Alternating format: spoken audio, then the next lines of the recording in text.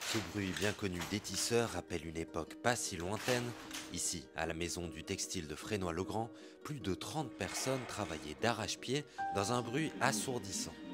L'usine a fermé en 2005, mais a laissé derrière elle les traces d'un passé glorieux. Le textile, il a fait vivre énormément de personnes dans le nord de la France, que ce soit en termes de filature. Il y avait beaucoup d'usines de filature, mais aussi énormément d'usines de tissage, comme par exemple ici la Filandière, qui est devenue par la suite la maison du textile. Chaque usine avait sa spécialité. Ici, par exemple, à la Filandière, on confectionnait des tapisseries d'ameublement. Après, vous aviez des usines qui confectionnaient du textile plutôt pour créer des vêtements militaires, etc. L'industrie du textile a connu un pic dans les années 50 avant de décliner progressivement.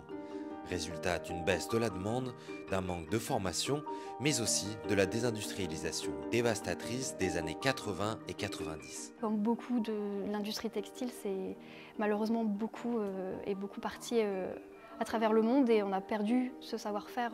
En France, il y en a encore, mais on a perdu la majorité du savoir-faire. Ce savoir-faire, Gérard en est l'un des derniers représentants.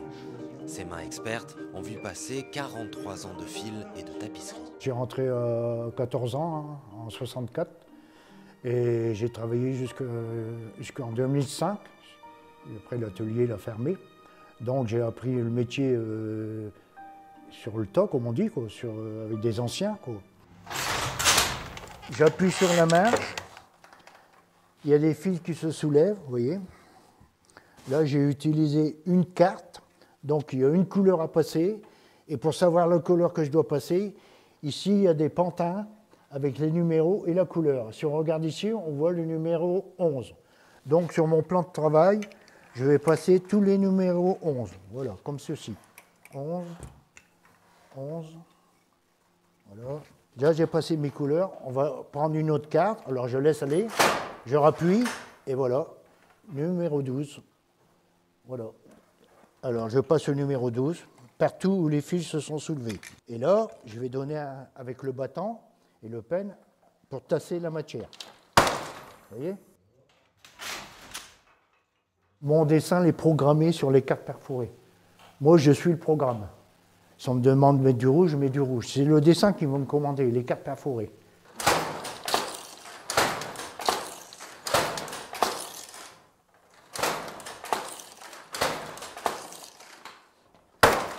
Voilà.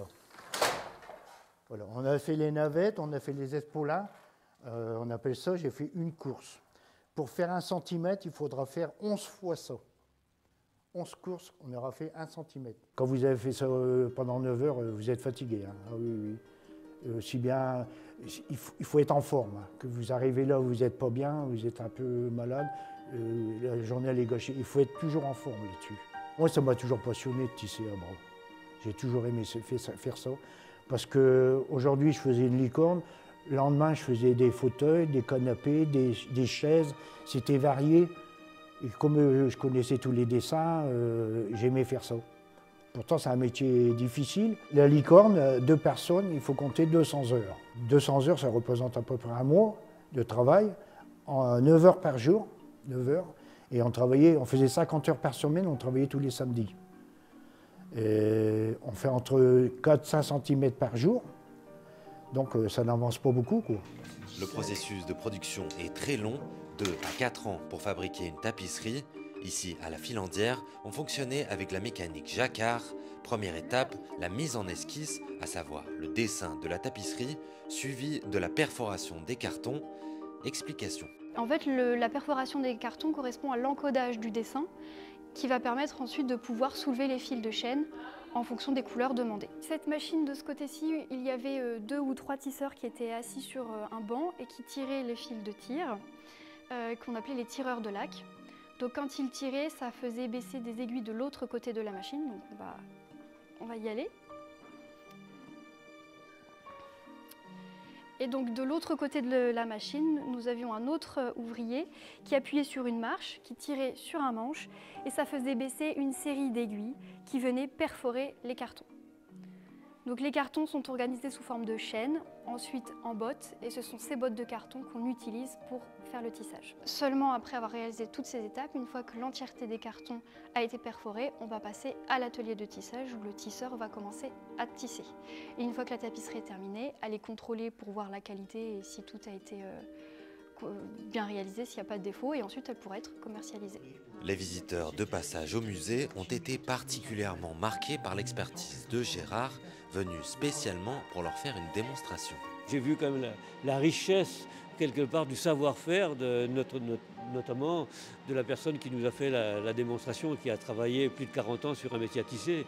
Et c'est presque émouvant de voir que ce savoir-faire risque de disparaître. Visite passionnante sur les savoir-faire, hélas, qu'on ne retrouve plus. Un regret que tout le savoir-faire de l'ouvrier tisseur ne puisse pas être conservé dans une banque de données pour qu'elle puisse être utilisée pour les plus jeunes.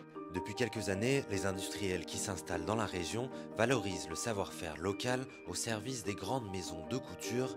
C'est le cas notamment de la PME L'Atelier Réalité qui a ouvert à Villeneuve-Saint-Germain du côté de Soissons. La grande tradition du textile n'a peut-être pas tout à fait quitté l'Aisne.